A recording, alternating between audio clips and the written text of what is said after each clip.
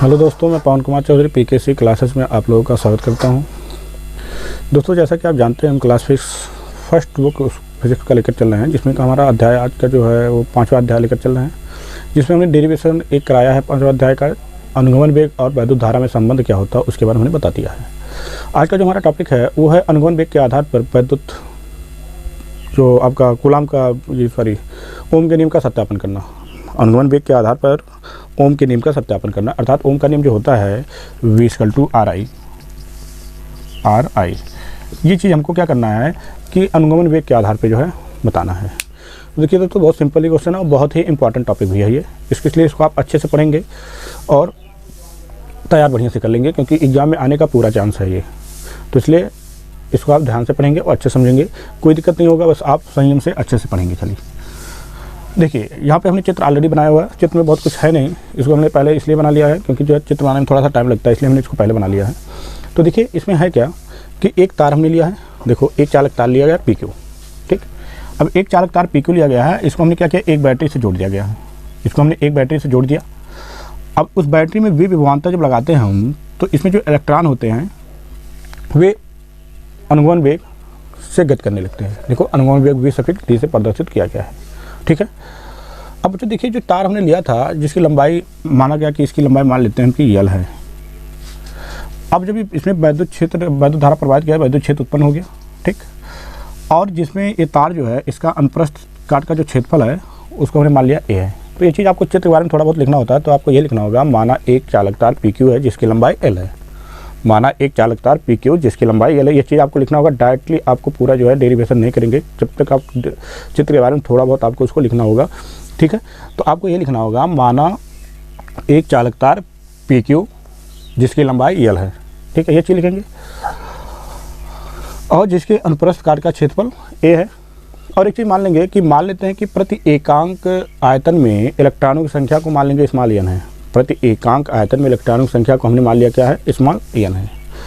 अब जब इतना मान लेने के बाद फिर हम लिखेंगे क्या कि इसमें विभवांतर लगाने पर, इसके सिरों के बीच विभवांतर लगाने पर इसमें इलेक्ट्रॉन जो है अनुगमन वेग V=d से गति करने लगते हैं, ठीक। अब देखिए, पहले तो गति नहीं कर रहे थे, लेकिन बाद में क्या करने लगे, गति करने लगते हैं। इसका मतलब ये हुआ कि कहीं ना कहीं इस बैटरी को जब जोड़ा जाता है तो इलेक्ट्रॉनों पर बल लगता है। इलेक्ट्रॉन पे क्या होता है, बल लगता है। वो बल कितना लगता है वो चीज़ हम लोग को निकाल लेना। प्रत्येक इलेक्ट्रॉन पे जो है बल लगेगा, वो बल कितना होगा वो चीज़ हम लोग निकाल लेते हैं। तो चलिए सबसे पहले हम लोग ये देख लेते हैं कि प्रति एकांक जो आपका इलेक्ट्रॉन है उस पर लगने वाला बल क्या होगा, उसके बारे में हम लोग देख लेते हैं, ठीक है। तो प्रति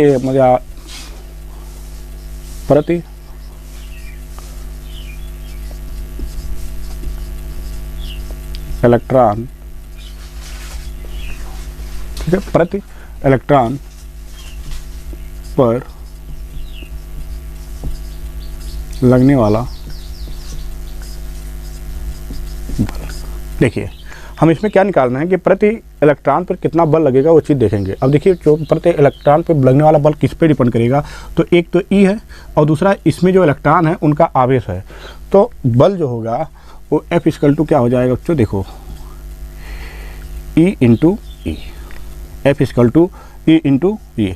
इतना जो है इस पर क्या करेगा, बल कार्य करेगा। इतना बल तो इस पर कार्य करेगा, ठीक।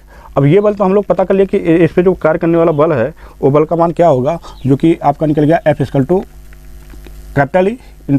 मतलब वैद्युत क्षेत्र गुणे आवेश, ठीक। ये चीज़ निकल गया। अब हम लोग ये देख लेंगे कि अब जब इस पर इलेक्ट्रॉनों पर जिसका द्रव्यमान मान लेते हैं यम है, इलेक्ट्रॉन जो है उसमें मान लेते हैं उसका द्रव्यमान यम है। अब यम द्रव्यमान का कोई कण रहेगा, उस पर फोर्स लगाया जाएगा, तो उसमें जाहिर सी बात क्या है, त्वरण उत्पन्न होगा। तो वो त्वरण क्या होगा वो चीज़ हम लोग देख लेते हैं, ठीक है।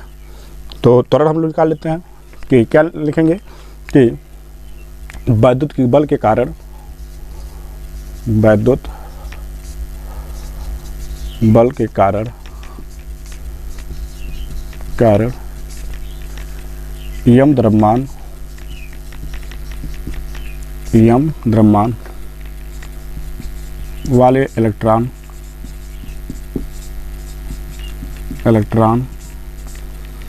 का त्वरण के द्वारा उत्पन्न त्वरण। तो देखिए यहाँ पर का त्वरण, ठीक।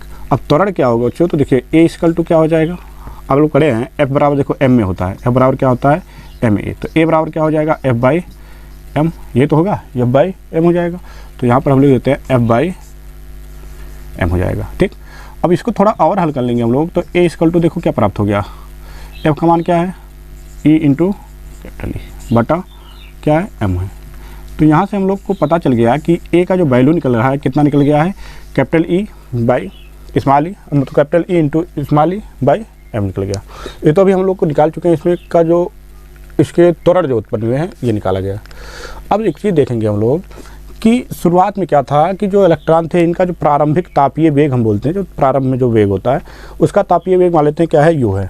शुरुआत में इनका तापीय वेग मान लेते हैं क्या है यू है। ठीक, अब जब क्या होते हैं कि ये धनायनों से टकराने लगते हैं, मान लेते हैं इसमें जो धनायन होंगे, कल्पना किया या कि हो सकता है उसमें क्या हो धनायन हो, और जब वो धनायनों से टकराने लगते हैं तो वहाँ पर क्या होता है इनका वेग में परिवर्तन हो जाता है, मतलब वेग बढ़ जाता है। और वेग मान लेते बढ़ गया क्या ए टाउ, टाउ होता है सरांत काल। सरांत काल क्या होता है, दो क्रमागत टकरों के बीच में जो लगा समय होता है उसी को कहा जाता है सरांत काल कहा जाता है। ठीक, तो मान लेते हैं कि इनका जो तापीय वेग था, प्रारंभिक तापीय वेग वो यू था। ठीक, प्रारंभिक तापीय वेग क्या था यू था।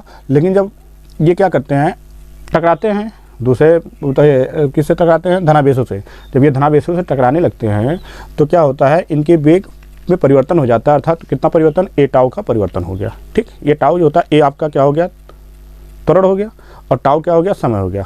ठीक, तो ये चीज़ आपका परिवर्तन होकर आ जाएगा। तो हम लोग निकाल लेते हैं कि जब परिवर्तन हुआ तब कितना हुआ, तो चीज़ निकाल लेते हैं। देखिए मान लेते हैं एक इलेक्ट्रॉन के लिए अगर हम करें, एक इलेक्ट्रॉन के लिए अगर हम लोग करते हैं तो क्या होगा वी इक्वल टू हो जाएगा यू प्लस ए टी। जैसे आप लोग पढ़े ना वी इक्वल टू होता है यू प्लस ए टी। इतना तो बढ़ा है, शुरुआत में वेग इतना था उसका और अब कितना हो गया वी हो गया। कितना बढ़ा था ए टी बढ़ा था। तो इस तरह से एक इलेक्ट्रॉन तो है नहीं, बहुत सारे इलेक्ट्रॉन हैं। जैसे इस तरह से अगर एक इलेक्ट्रॉन होते तब तो हम तो एक ही निकालना होता, लेकिन इसमें क्या है इस तार में बहुत सारे इलेक्ट्रॉन हैं और जब बहुत सारे इलेक्ट्रॉन हैं तो हमको सभी इलेक्ट्रॉनों का निकालना पड़ेगा क्या वेग। अब वेग क्या निकालेंगे तो उसको देख लेते हैं हम लोग। ठीक है, वेग अगर हम लोग को निकालना है तो वेग क्या होगा वो चीज़ निकाल लेते हैं। तो सभी इलेक्ट्रॉनों का वेग, सभी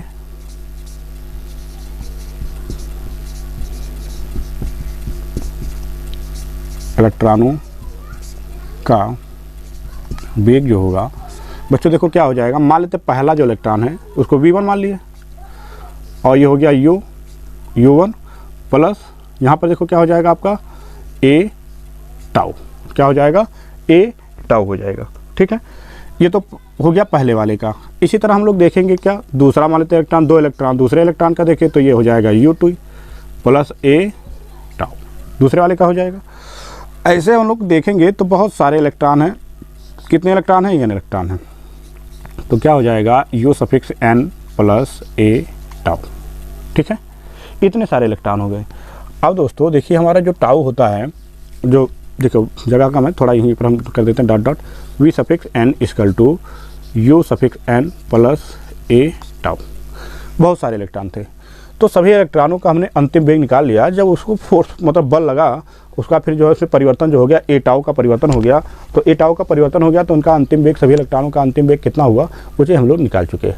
अब अंतिम वेग निकाल चुके हैं तो बच्चों आप लोग जानते हैं कि अनुगमन वेग क्या होता है कि सभी इलेक्ट्रॉनों का जो अंतिम वेग होता है उसका अगर हम लोग औसत निकाल लेते हैं तो उसी को कहा जाता है क्या अनुगमन वेग कहा जाता है। तो चलिए हम लोग अनुगमन वेग भी निकाल लेते हैं कि अनुगमन वेग क्या होगा वो चीज़ हम लोग जो है निकाल लेंगे कि अनुगमन वेग कितना होगा वो चीज़ हमारा जो है निकल जाएगा।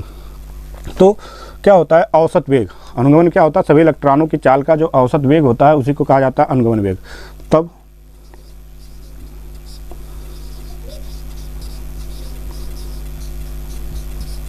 इलेक्ट्रॉनों का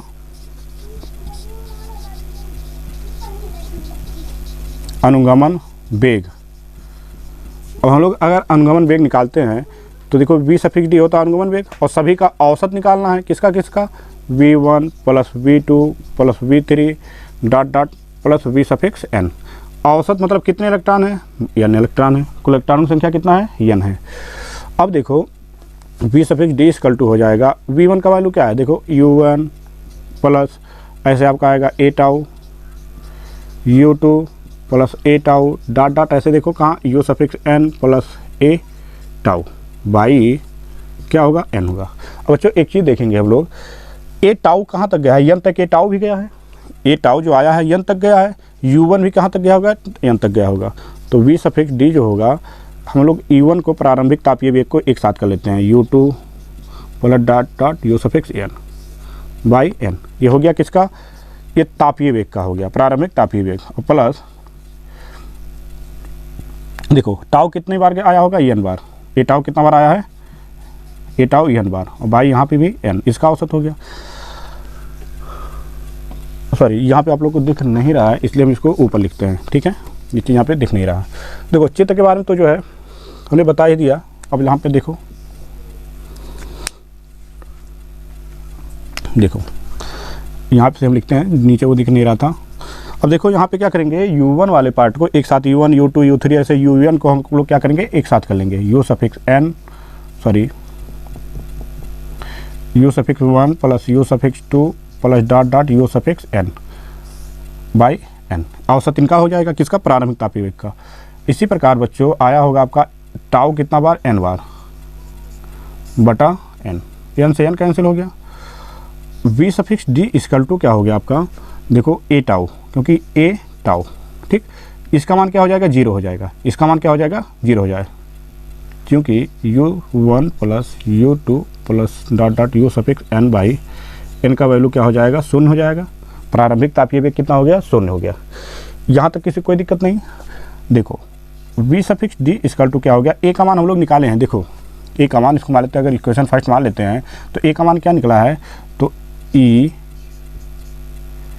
टाउ बाई एम, ये निकला है ना, यहाँ तक किसी को दिक्कत थोड़ी ना होगा। अब देखो v suffix d equal to हो जाएगा ई।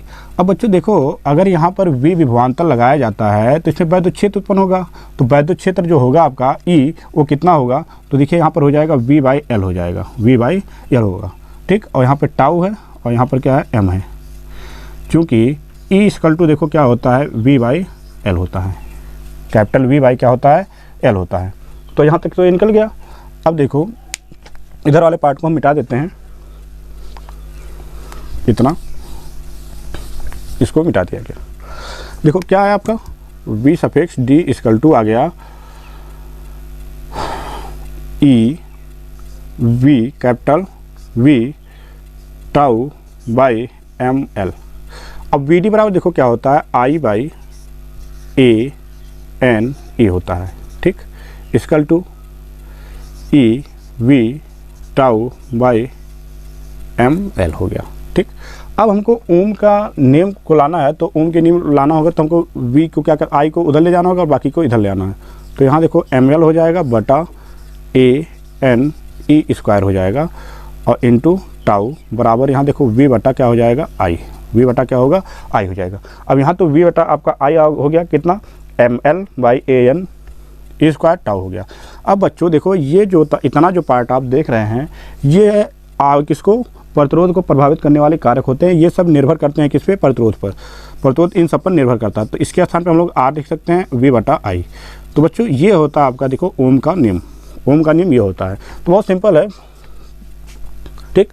तो ये चीज़ आपका जो हो गया। अब देखो जो m l by a n square by tau जो आपका आ रहा है, ये सब क्या होता है, ये प्रतिरोध इस पर जो है निर्भर करता है।